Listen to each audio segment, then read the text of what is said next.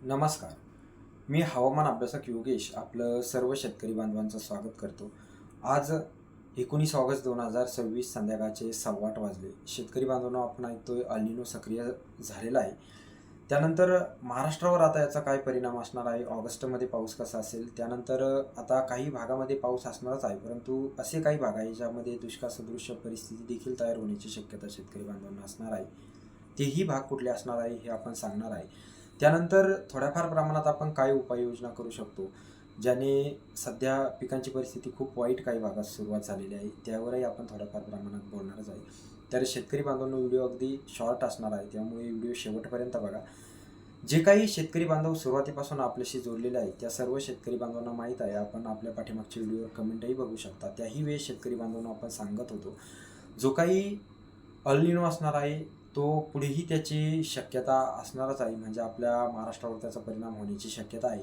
आणि आपण सुरुवातीपासूनच कमेंटमध्ये शेतकरी बांधवांच्या आपण बघू शकता, व्हिडिओमध्येही आपण ते सांगितलेलं होतं. कमी कालावधीची ज्या भागामध्ये पावसाची म्हणजे पाणी देण्याची सुविधा खूप कमी आहे, मराठवाड्याचा बराच भाग आहे, त्यानंतर पश्चिम महाराष्ट्रही त्यामध्ये आहेच. तर या भागामध्ये आपण कमी कालावधीची पिके घ्या, हे आपण सुरुवातीपासूनच सांगत होतो. तर चला शेतकरी बांधवांनो, आपण वेळ न लावता आता व्हिडिओकडे जातोय. साधारण 20 ऑगस्टपासून 26-27 ऑगस्टपर्यंत विदर्भात पाऊस असणार आहे, ज्यामध्ये नागपूर प्रशासकीय विभाग, अगदी नागपूर झालं, वर्धा आहे, त्यानंतर भंडारा, गोंदिया या जिल्ह्यामध्ये पाऊस असणार आहे. तो काही भागात चांगलाही असेल.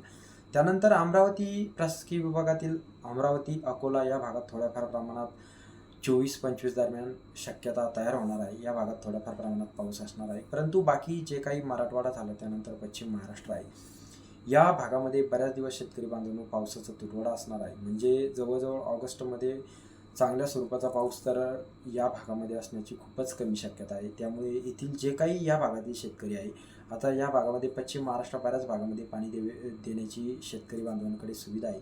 त्यामुळे आपण बिनधास्त पाणी चालू करा. आपण याही पूर्वी 2-3 व्हिडिओपासून शेतकरी बांधवांसाठी सांगत आलेलो आहे, आपण जर पाणी देण्याची सुविधा असेल तर आपल्या भागामध्ये आपण निश्चितच पाणी सुरू करा. आता अगदी काही भागामध्ये खूप कमी पाणी आहे, परंतु शेतकरी बांधवांनो, आपण ठिबक झालं, त्यानंतर रेन पाईप झालं, याचा वापर करून थोड्याफार प्रमाणात आपण पिके जगू शकतो. अगदी हलका स्वरूपाचा पाऊस आपल्यालाही अजून साधारण 22-23 ऑगस्टपर्यंत मराठवाडा, पश्चिम महाराष्ट्रात तुरळक भागात तो असण्याची शक्यता आहे. म्हणजे तुरळकच भागात तो असेल, बाकी भागात तो असणार नाही. आता शेतकरी बांधवांनो, अल निनो जे काही आहे त्याचा प्रभाव याही पूर्वी आपण सांगितलेलं होतं, तो पुढेही कायम असू शकतो. आणि याही पुढे सप्टेंबर, आता भरपूर जण 19 ऑगस्टपर्यंतही जोरदार पाऊस बातम्या वगैरे आपण ऐकलेलं होतं, परंतु अजूनही कुठेच जोरदार पाऊस सध्या तरी विदर्भ सोडला तर बाकी भागामध्ये पाऊसच नाही. त्यामुळे शेतकरी बांधवांनो, पुढेही बेकार परिस्थिती येऊ शकते. आता जे काही सांगतात सध्या यांचा आर्थिक व्यवहारच त्यावर अवलंबून असतो, त्यामुळे खूप जोरदार पाऊस येणार आहे, या भागात पाऊस होणार आहे. शेतकरी बांधवांनो, कुठल्याही अफवावर विश्वास ठेवू नका. आपल्याकडे पाणी देण्याची सुविधा असेल, याही पूर्वी आपण प्रत्येकच वेळेस सांगत आलो, तर आपण पाणी चालू करा. निश्चित आपण पाणी चालू केलंच पाहिजे. आता शेतकरी बांधवांनो, पुढेही हा परिणाम कायम असू शकतो, त्यामुळे आपण त्या पद्धतीनं आपलं मॅनेजमेंट असलं पाहिजे. आता साधारण जे लाँग टर्मचे पिके आहे यांना प्रॉब्लेम येण्याची शक्यता आहे, परंतु जे काही सोयाबीन झालं, त्यानंतर उडीद, मूग, ज्या पद्धतीनं आपली थोडेफार नगदी पिकं आहे, या पिकांना आपण थोड्याफार प्रमाणात पाणी द्या, जेणेकरून साधारण शेंगा जरी लागल्या त्यानंतर त्याचं रूपांतर थोड्याफार प्रमाणात कमी उत्पादनामध्ये होईल. काही भागामध्ये खूपच बेकार परिस्थिती आहे आणि ही परिस्थिती कुणीही बदलू शकत नाही. अफवावर कुठलाही विश्वास ठेवू नका.